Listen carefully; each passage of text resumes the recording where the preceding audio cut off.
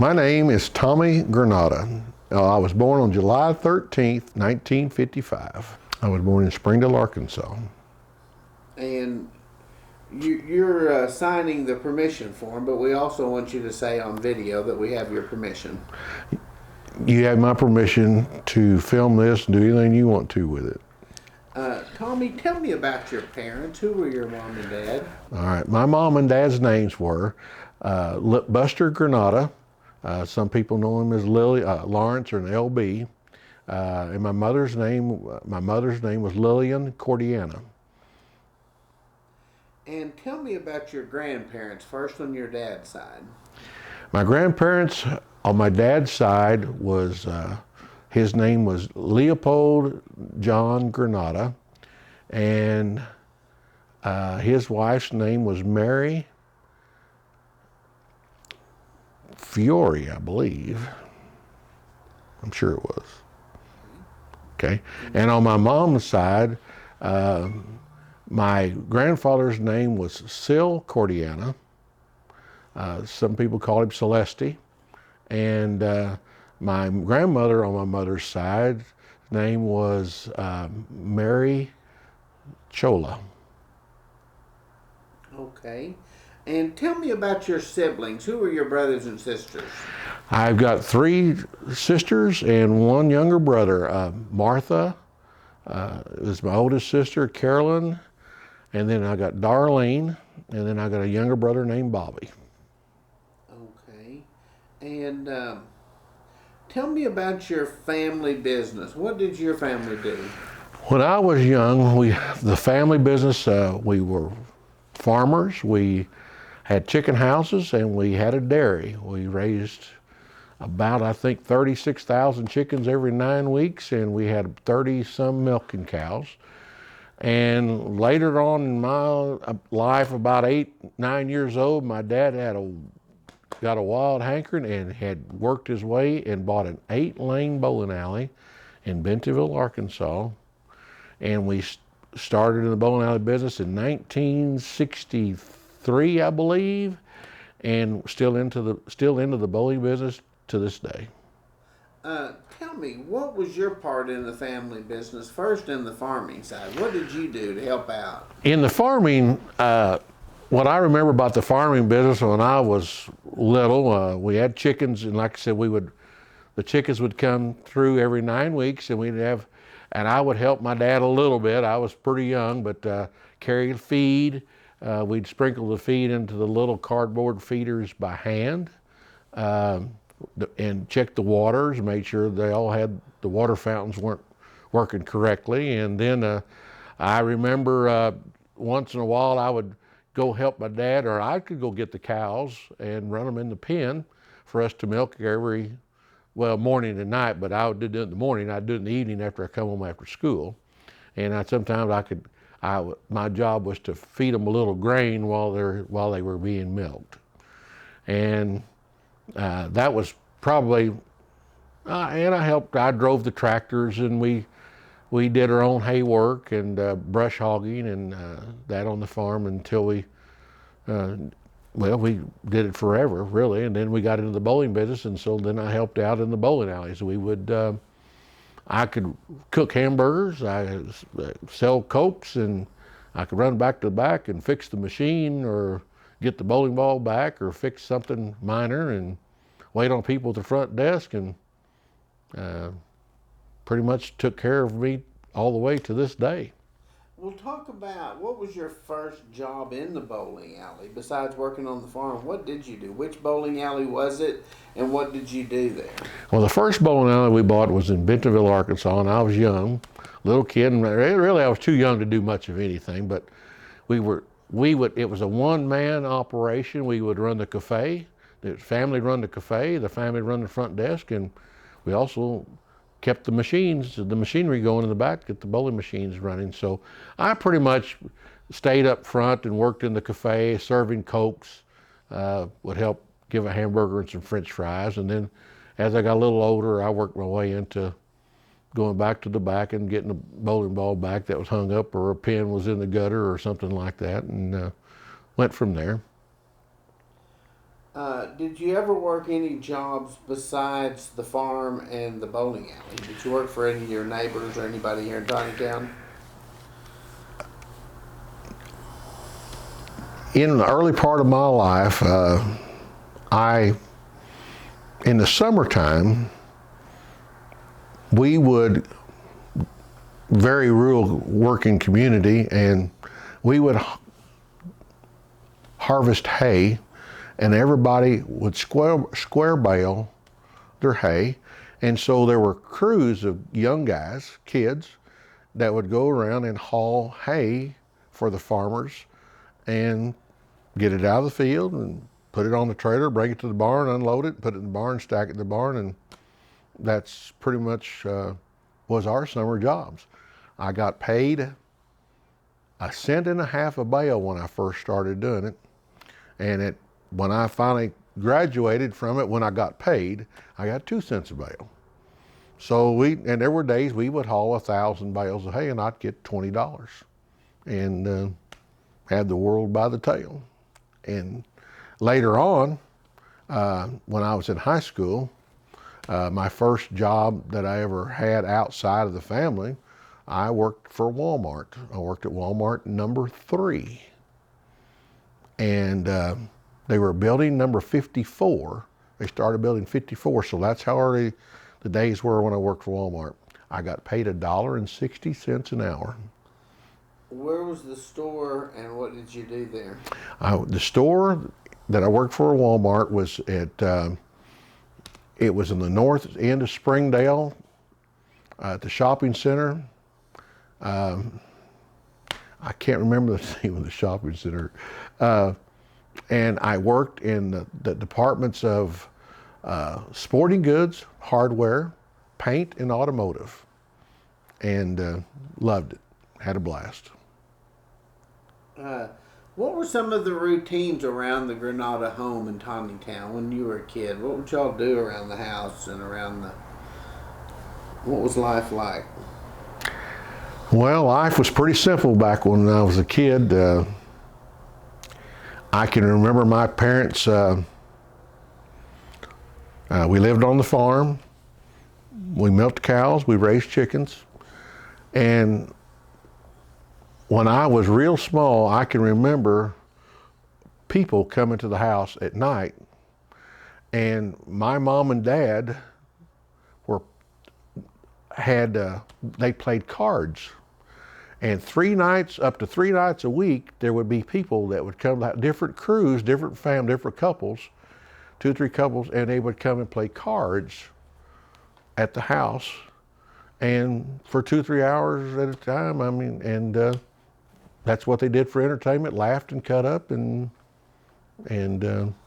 that's some of the early part of life. I can't tell you anything else. It was just pretty simple. You know, we worked on the farm.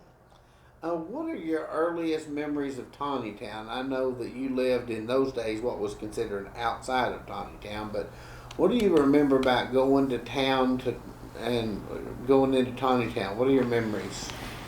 Well, I went to the Tontitown Elementary School, and we were taught by nuns.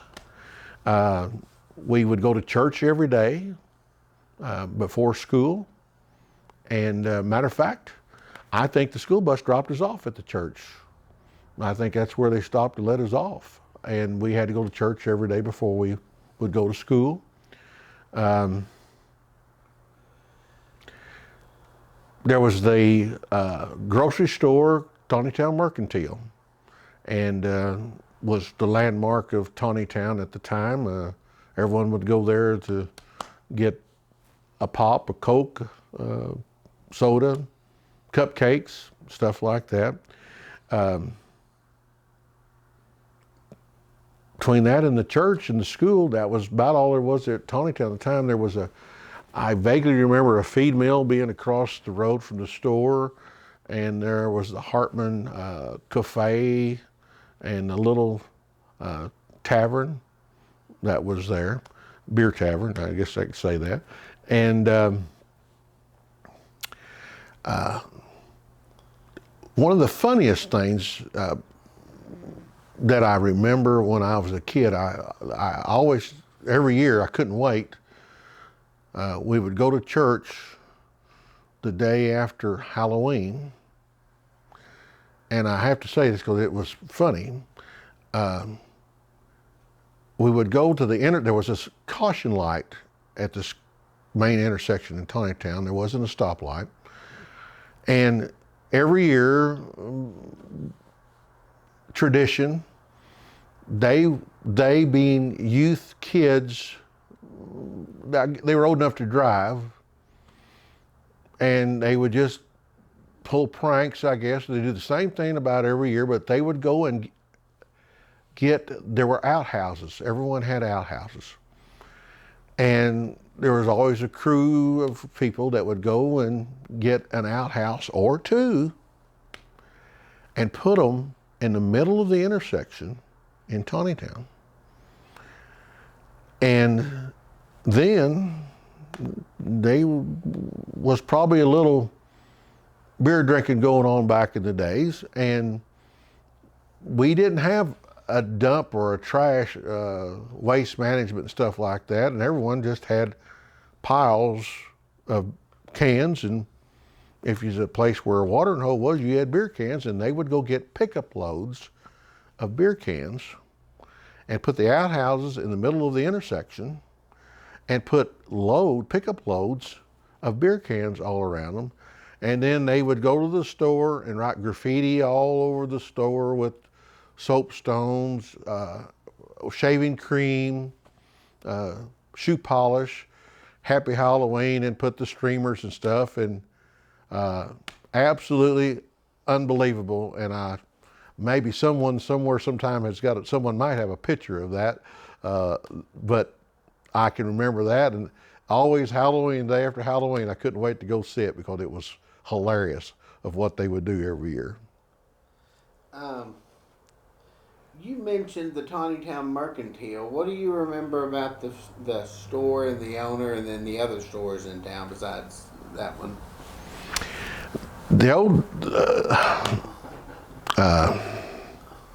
First the Mercantile. First the Mercantile.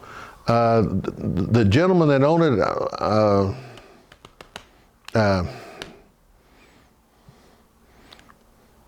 I think his name is Artemani, I believe. And there was another store that a Mersani owned, just right down there, just a few hundred yards away, but there was a little store, but the Mercantile was owned by Artemani. Very tall guy, big guy, very stout voice, and always called me Granata all the time. And of course, he had fun with me. I was just a little kid.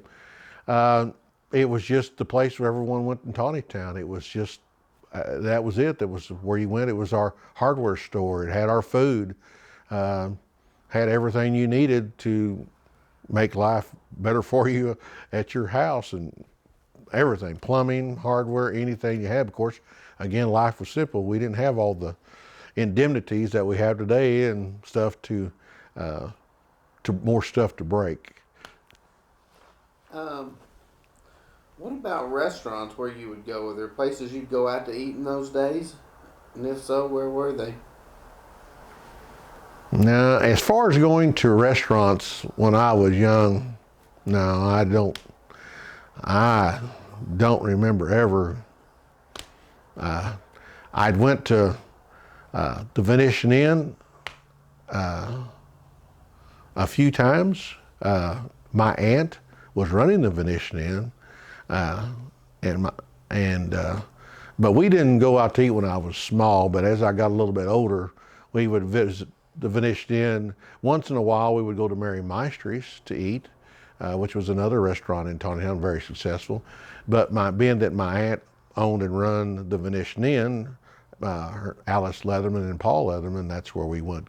We would usually go over, and it was family. So, you know, I got plenty of spaghetti, and I got plenty of rolls and salad and chicken, and I guess that's the reason why I got to be as tall and as big as I did.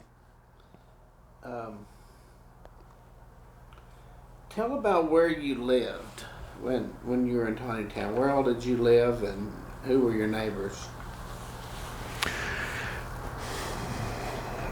I lived 2.5 miles west of Taneytown on my dad's farm, which was next to my grandfather's farm, in the rolling hills. It's just very, very right next to Harmon Road, if you know where that's at. I was the only place I lived, never moved. To this day, I live 300 yards from where I was raised.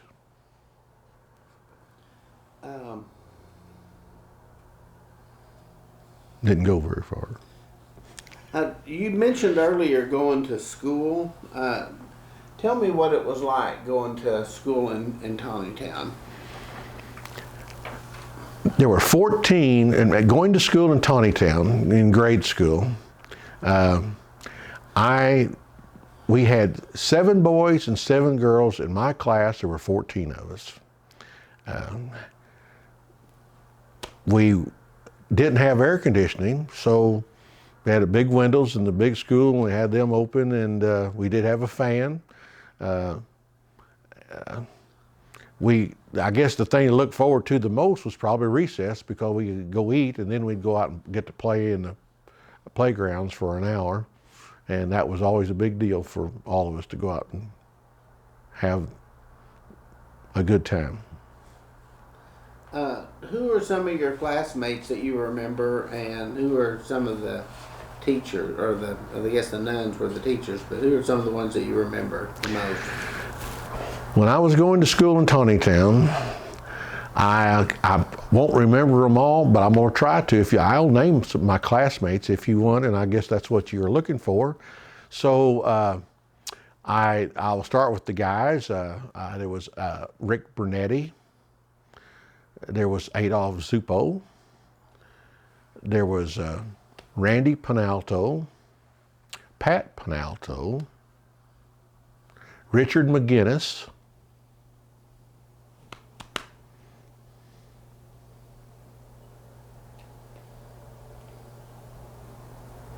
wow.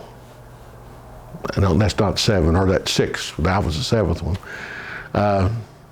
I may be missing one there, but I'll think about it. But anyway, on the girls' side, it was Rosemary Penalto, Marcia Artemani,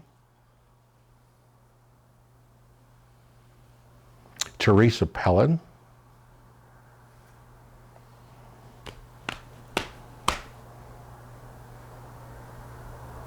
drawing a blank. That's all right. You don't have to name them all. Who were some of the teachers that stand out? I know there were several, but any that you... When I was going to school in Tontitown, we had the nuns taught us all through the elementary side. That was grades 1 through 6. And we had some nuns that were pretty rough. We had some that were pretty nice. I can remember Sister Mary Carlos was very nice nun. I also remember Sister Mary Winifred, very rough, very rough. I also remember a nun by the name of Sister Mary Quintilla. She was very rough as well. And those are the only 3 that I remember their names of. And talk about, once you left Tontitown, then all the kids went, what did they do next? Where did they go, and what was it like? You go to Springdale, right? Oh, you're talking about when we went from Tontitown to Springdale? Okay. What was that like? All right, whenever we were at school at Tontitown, they built a new school in Springdale called Southwest Junior High School.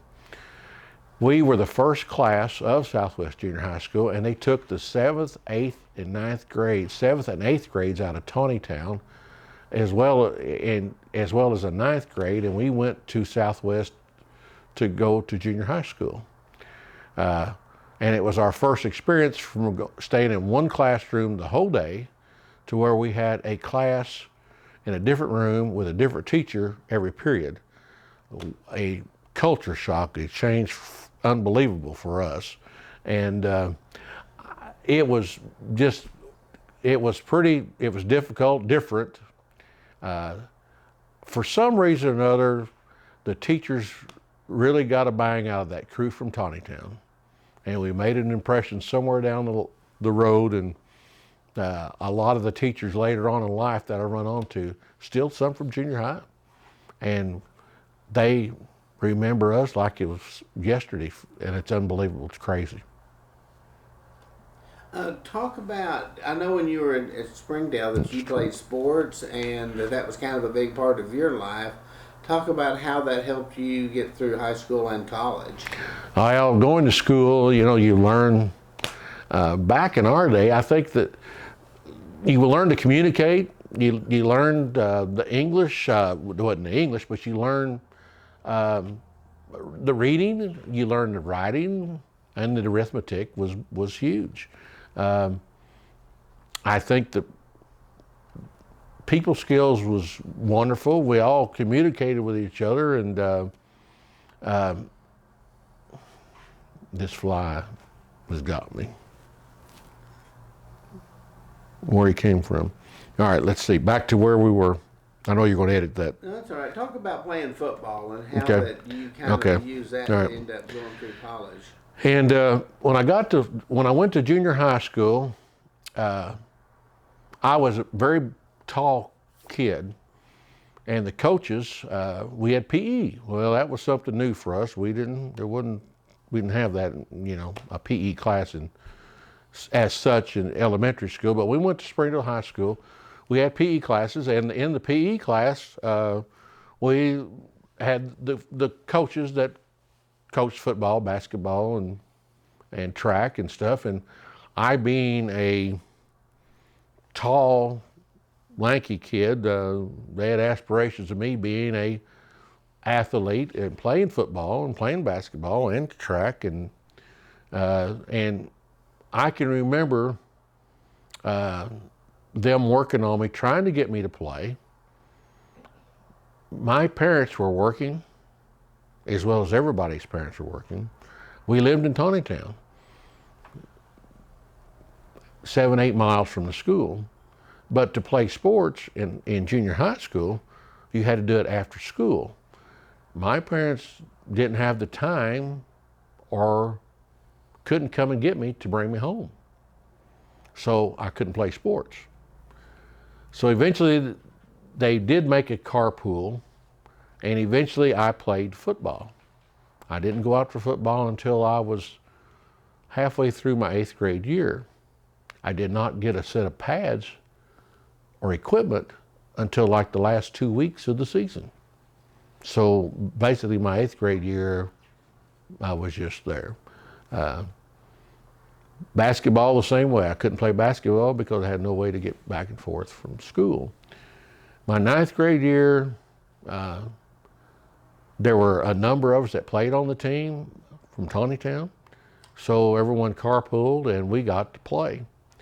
And, or I got to play, and then in junior high school playing football for my 8th grade year, where I didn't get a set of pads to even play football till the last 2 weeks of the season. My 9th grade year, as well as I remember, I never walked off the field from the time we started till the game was over with. And played all the time. Finally, eventually got to go out for basketball and played basketball, and that started kind of my want for sports. I really got into it, and I played, I lettered in high school in football for 3 years for Coach Gerald Williams, which was very rare. And I was one of the fortunate ones. I got a offer and I got a scholarship, and I went to Arkansas State University and played for them 5 years of college football at Arkansas State University. When I came back from college, I stayed, I helped my dad on the farm, and then eventually worked my way into managing one of the bowling centers that we owned, and I did that for a long time.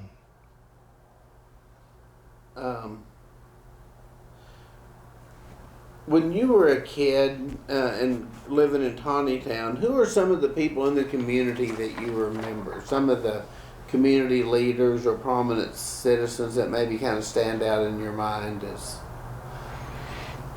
When I was younger, the people in Taneytown, of course I didn't get to Taneytown much, but Harry Spinola was a pretty well-known person that was involved in the city government and stuff.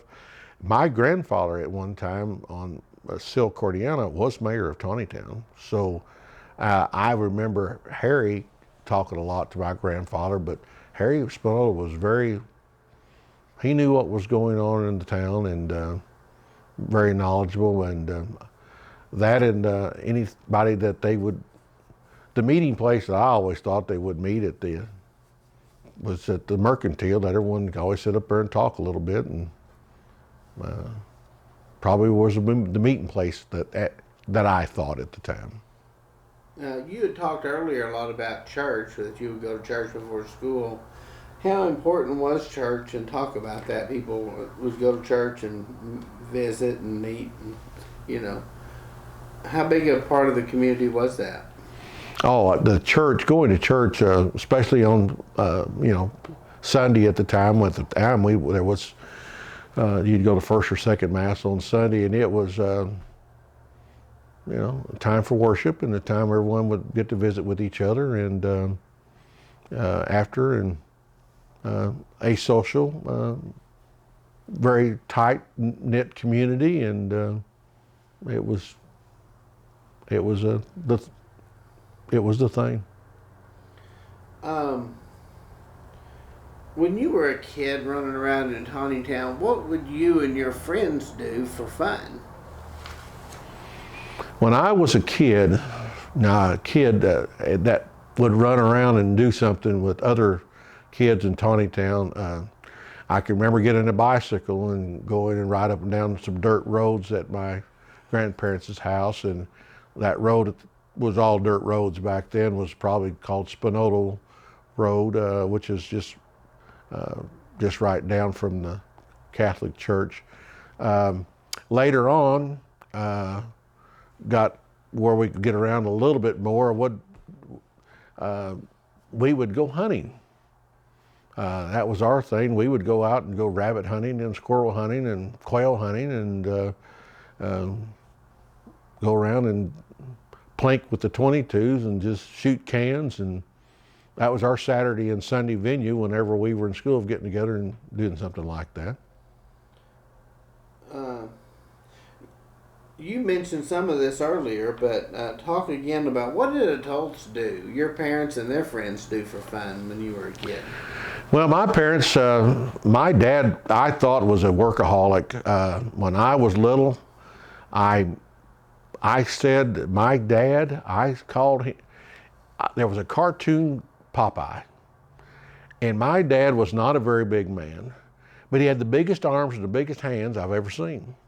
And I always said, if anyone had Popeye arms, it was my dad. They were very short arms, stout, real big, heavy muscled arms, and his fingers were absolutely huge.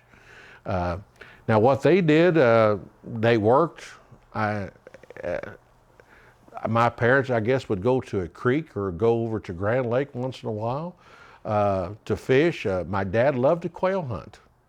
Always had bird dogs and quail hunted.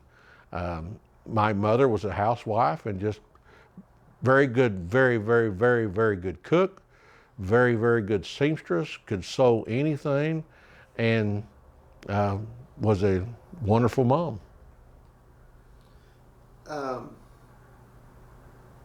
What do you remember about the Grape Festival? How big a deal was that, and what are your memories of the Grape Festival?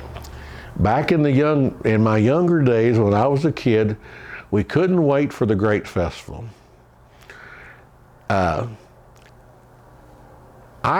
We would go do the rides. I wasn't a big rider, but I loved the games. I loved the little guns, the little BB gun that you would shoot and knock the targets out. There were other little, where you would throw baseballs and knock the little dolls over, knock the bottles over and stuff like that. My favorite one of all was called the crane, the shovels, and you would bring them and you would crank them, and you so much, and you'd come over and it'd come down over an item, and you try to get down and get the jaws to grab it up, pick it up. I was just fascinated with that. I loved the food. They had hamburgers and stuff. After I had 3 older sisters, So I got to stay around a little bit longer because I could go home when they did. They had a dance every year in the basement of the schoolhouse, and they'd have a band in there. And I would go hang around there. I couldn't go down there, but I'd hang up at the top and look in the window and watch them dance for an hour or two, and that was a pretty big deal. What were some of the jobs that you had over the years as helpers to work in the festival, if you did work? Years and years ago, when I was working at the Great Festival, I worked as a swamper. When they started, this dinner deal wasn't that big, and it got bigger and bigger, and so we had to get people in and people out. And so I helped them swamp tables, clean the tables, and get everything ready so we'd get some out and get some more people in. Eventually, I worked on the wheel, and it was a round wheel that went around, and there was paddles. And if the wheel ever landed on your number, you would win the prize. And back in the day, it was you spin a dime and win $1. And what it was, there were 12 paddles, and each paddle had 5 different numbers on it. And so we give away, it cost you a dime for each time we spin the wheel. And we'd go around and pick the dimes up, and then if it landed on your number, we'd give you $1. But the church made 20 cents. And that's what we did. I did that for many a year.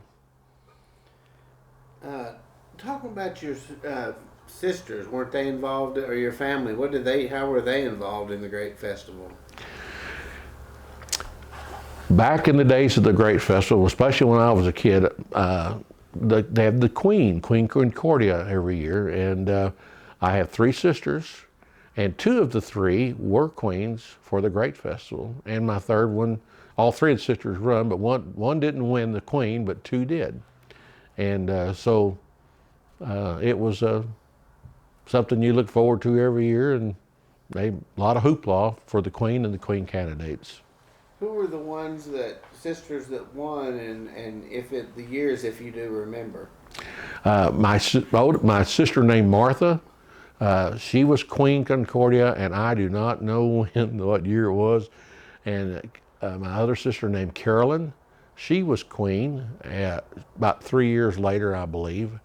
I'm going to say it's probably in the early 60s, early to mid 60s, right along in there. I got another sister named Darlene that run, but she didn't win the Queen. Okay.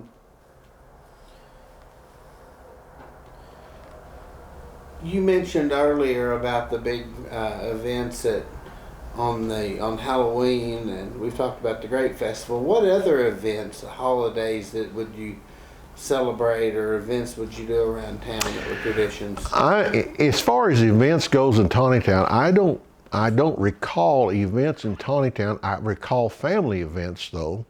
There was a couple of events that we would do. Every 4th of July was a family. We have kind of a family reunion, and it was very extended. There were a lot of different families would get together.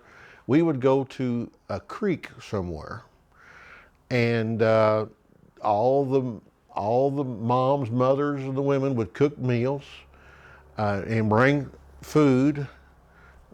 The guys would go down and get lawnmowers and clean a place for us to put the tables and chairs, and they would play bocce all day long and play mata.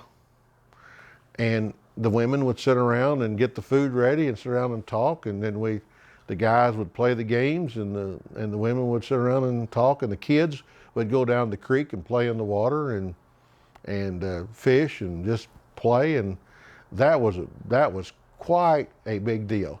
The other event that would happen, it was probably a weekly event, and there was always a bocce court in town.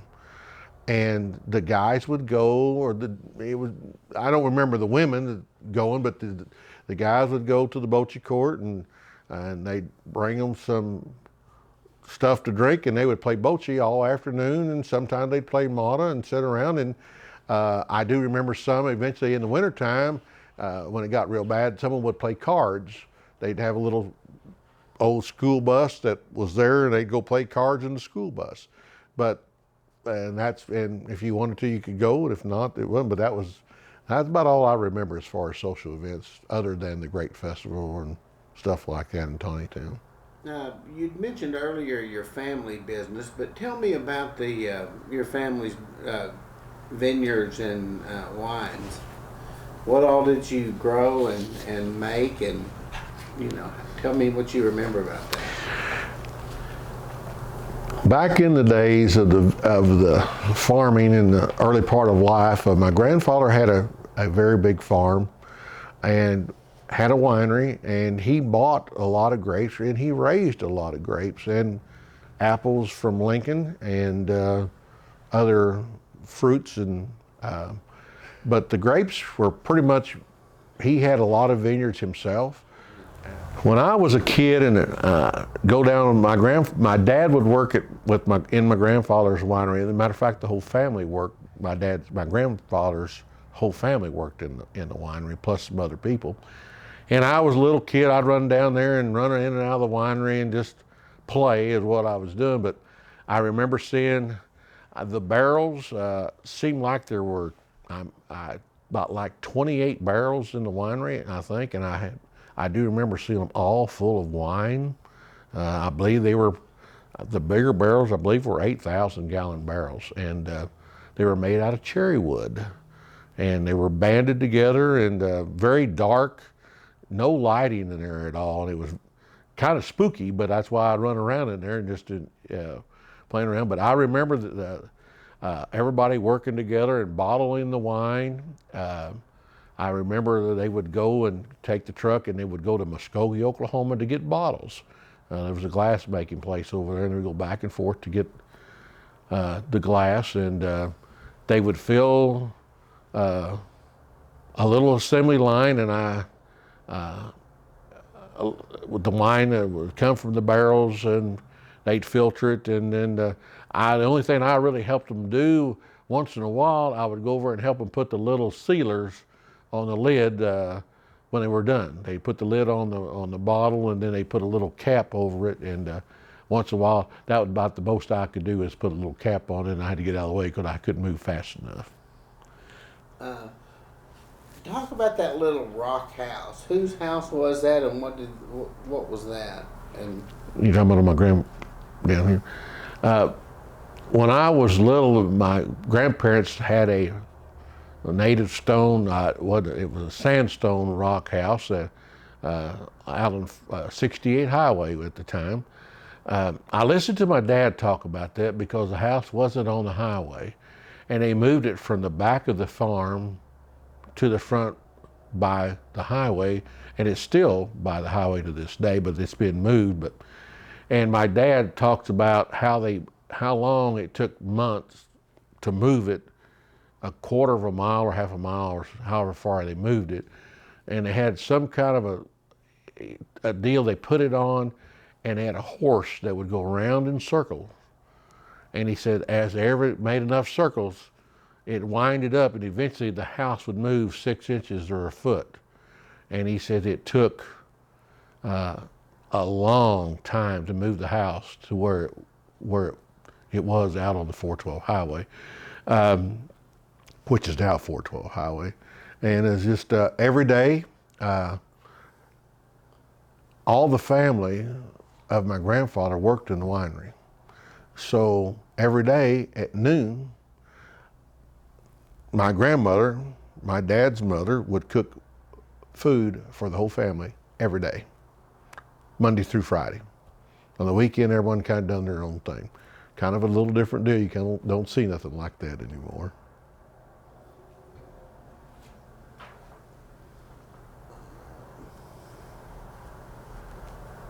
you've been here a long time and seen a lot of changes.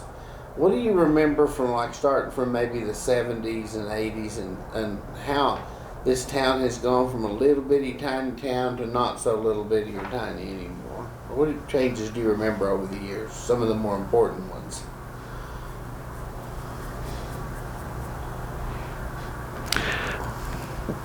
As far as changing the city of Tontitown or the growth of Tontitown, When I was little, I think the population sign was 140 something, and then there was a new population, a new census. I think it had 427, and of course, this last census was 2,400 or 460, and it will be a whole lot more the next one. And I think the growth of Northwest Arkansas just is pushed this way. Taneytown has got the rolling hills, kind of the roll in the land, and I think people kind of look for that a little bit. The heritage of Taneytown, a lot of people like the heritage of background, the history of Taneytown, and just kind of are amazed that there is a little bit of history still here that goes on, and they kind of get a bang out of the Grapes Festival and a few things that's recognized by people in the community. If someone said, tell me about your hometown of Taneytown, what's it like? What would you tell them? I think Taneytown's kind of a little neat community. Still, a lot of people wave at each other. I think you can tell a lot of the Italian bunch, because I think they like hearing the vowels on the end of their names, and it makes you feel like you're a part of the heritage, especially when you see some of the guys that's like that. The town has grown tremendously. I think it's grown in the right direction. We seem to be doing very well as far as growth. We've got great schools. We've got the police departments and stuff. Our crime is virtually nil as far as other places in the United States compared to what we have. It's a good sell. A lot of pretty community house estate properties around that they're very attractive for people to see, and I think people would want to be a part of that. Sort of the same thing, but you could live anywhere in the world or anywhere in the U.S. Why Taneytown?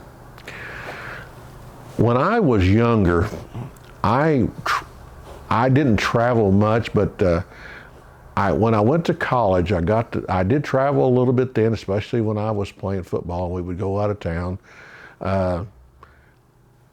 I paid attention to other places that we would go, and whether I was there or otherwise, other things I would do. And I, at the point in time, was probably maybe a little bit over mature. Would I like living here is what I would ask myself. And some of the places was all right, but at the end of the day, I loved Northwest Arkansas. I loved the rolling hills. I loved the friendship. I would drive up and down the road, and it was constantly, it was either the farmer wave or everyone would wave at everybody. Everybody knew everybody. Even when I worked in the bowling center,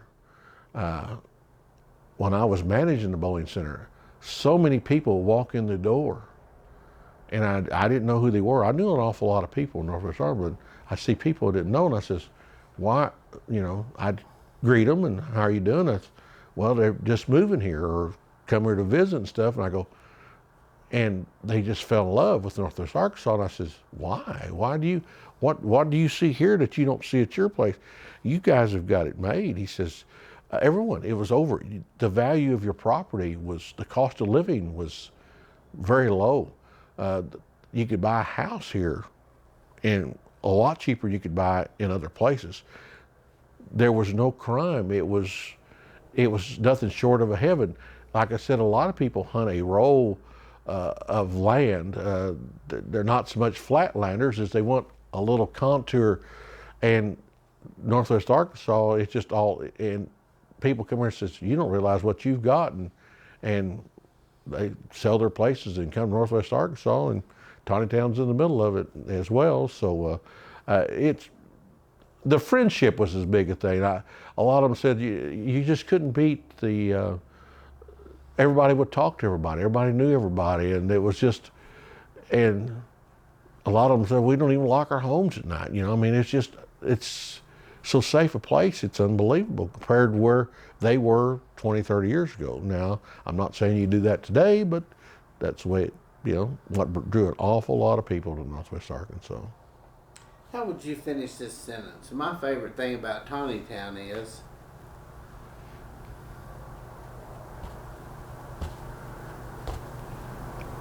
I like the old people, the old timers, and the people.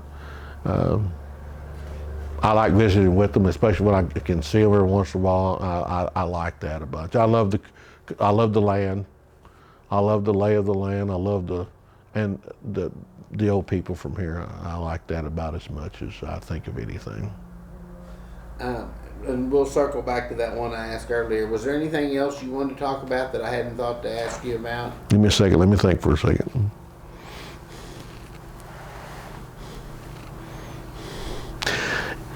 No, I did like the part about, and I asked many people, why do you come Northwest Arkansas? I love that question. And everybody says, man, you all just don't realize what you've got. You have no idea what you've got compared to where they've been and stuff. And